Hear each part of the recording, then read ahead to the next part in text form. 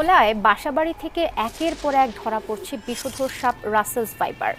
ক্ষেত খামার ছাড়িয়ে এবার লোকালয়ে ঢুকে পড়েছে তারা, যেটা নিয়ে আতঙ্কিত এলাকাবাসী। বিষধর সাপ রাসেলস ভাইপার এখন ঢাকার আরও কাছে। মানিকগঞ্জের প্রত্যন্ত চরাঞ্চলে মানুষের দিন ভয়ঙ্কর এই সাপের আতঙ্কেই কাটছে। প্রায় প্রতিদিনই চরের কোনো না কোনো অংশ থেকে সাপে কাটার খবর আসছে, বেশ কয়েকজন মারাও গেছেন। রাসেলস ভাইপারের ভয়ে একরকম থমকেই গেছে চরের ৩টি ইউনিয়নের মানুষের জীবন। বিশেষজ্ঞদের মতে এই সাপ ভারত থেকে বর্ষা মৌসুমে পানির স্রোতে ভেসে আসছে বাংলাদেশের পদ্মায়, যা ছড়িয়ে পড়ছে পদ্মা সহ বিভিন্ন শাখা নদীতে। বাংলাদেশের বিভিন্ন জেলার মানুষ আক্রমণের শিকার হচ্ছে এই বিষধর সাপের মাধ্যমে। একদিকে চলছে কোরবানি ঈদের আমেজ, অন্যদিকে আতঙ্ক ছড়াচ্ছে বিশ্বের অন্যতম বিষাক্ত সাপ রাসেলস ভাইপার, যে সাপের কামড়ে মৃত্যু অনেকটা নিশ্চিত।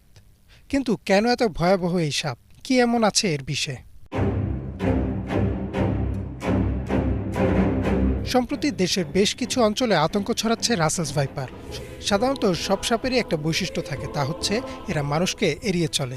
কিন্তু রাসেলস ভাইপারের ক্ষেত্রে বিষয়টা একেবারেই উল্টো।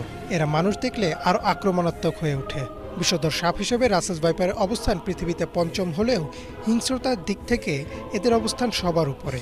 এদের হিংস্রতা এত বেশি যে 1 সেকেন্ডেরও অনেক কম সময়ে এরা কামড় বসিয়ে দিতে পারে।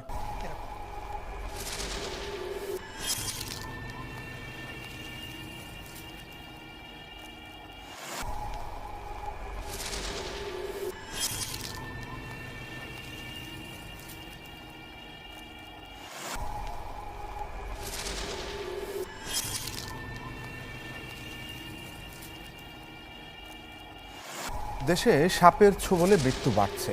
গেল 1 বছরে মারা গেছে 7,000-এরও বেশি মানুষ। কিন্তু প্রত্যন্ত অঞ্চলের অনেক স্বাস্থ্য কমপ্লেক্সেই নেই অ্যান্টিভেনম। তাই সেই সব এলাকায় ভ্যাকসিন না পৌঁছালে বাড়তে পারে প্রাণহানি।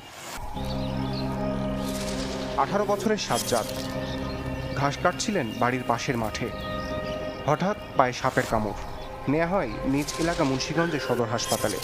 কিন্তু বিধি বাম, নেই অ্যান্টিভেনম বা সাপের বিষের প্রতিষেধক। নিরুপায় হয়ে ঢাকা মেডিকেলের পথে। কিন্তু বিষ ততটা সময় দেয়নি সাজ্জাদকে।